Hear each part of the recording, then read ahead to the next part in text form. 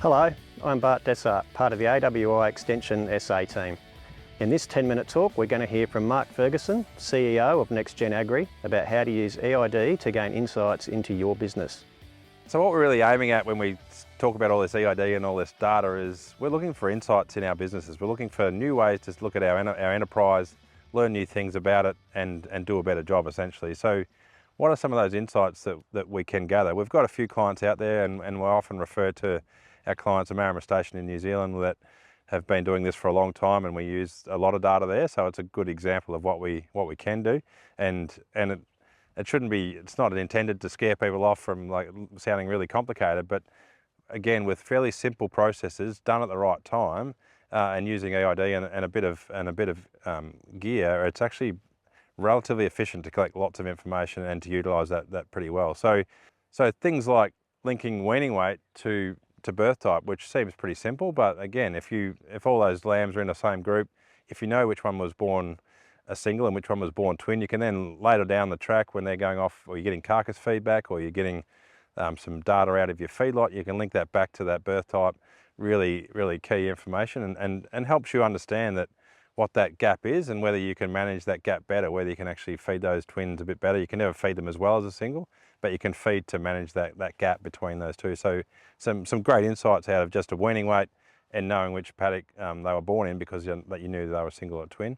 Another great bit of info you can use by linking data is where those lambs, which paddock they're actually lambed in. If you've got a few different paddocks that those ewes are lambing in, and those weaning weights, again, it might be after weaning or a few months later, you've got a mob of lambs and you think they're all the same, but when you can go, if you get that weight, you go back, you look at where they were born and which paddock they were from. It actually tells you insights into how your pastures are going. So if that two different mobs, all two mobs are singles, one's 3 kilos heavier at weaning or a few weeks after weaning, that helps you know that something in that paddock was actually better than the other paddock, and that might be a new pasture, but it helps you evaluate what's going on. So there's different ways you can use this information.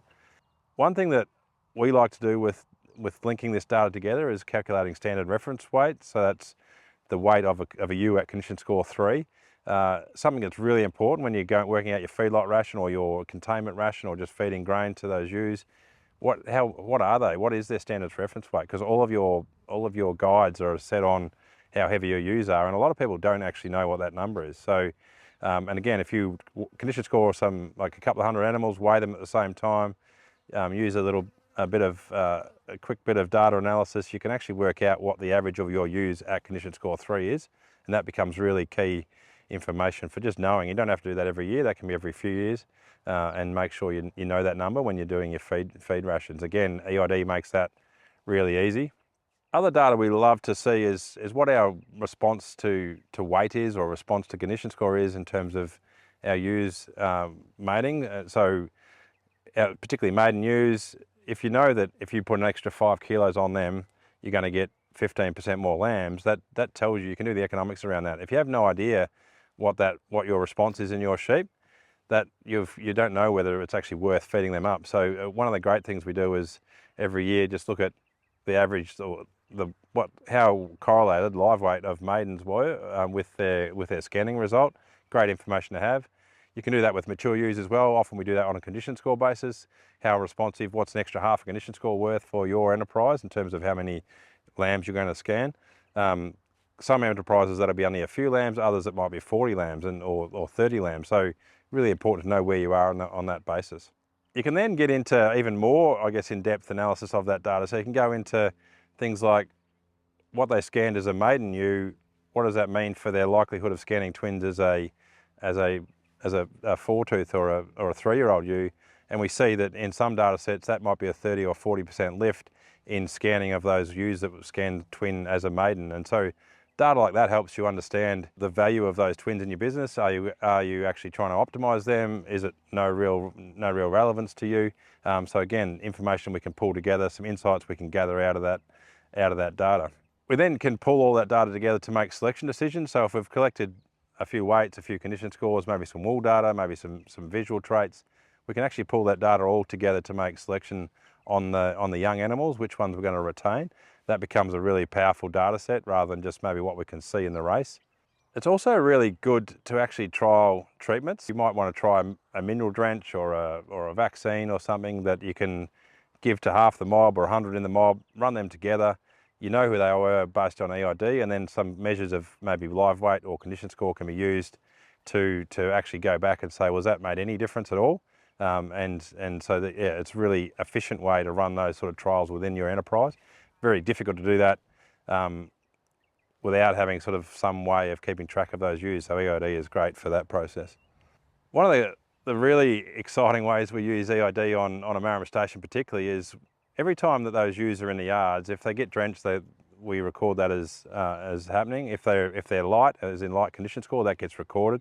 If they're daggy, so they got more dags than the rest, that gets recorded. It might even, sometimes that's an actual dag score, sometimes it's just a daggy or not. And then their pregnancy status, so were they single, twin, and do they scan early or do they scan late in that drop? So a whole heap of information that gets pulled together. And then ultimately, when we're making decisions around which animals are going to stay and which animals are going to go, we've got this whole database of information that's been collected over time. Every time those animals are in the yards, things are being recorded. Again, this is not a big laboursome problem. We're not bringing those sheep in specially to do that. That's just recording what we're seeing on the day and having good systems in place to do that. They do get condition scored the whole flock twice a year, and this is 8,000 or 9,000 ewes. It's not a small flock, so just demonstrating that even at scale, you can do this pretty well.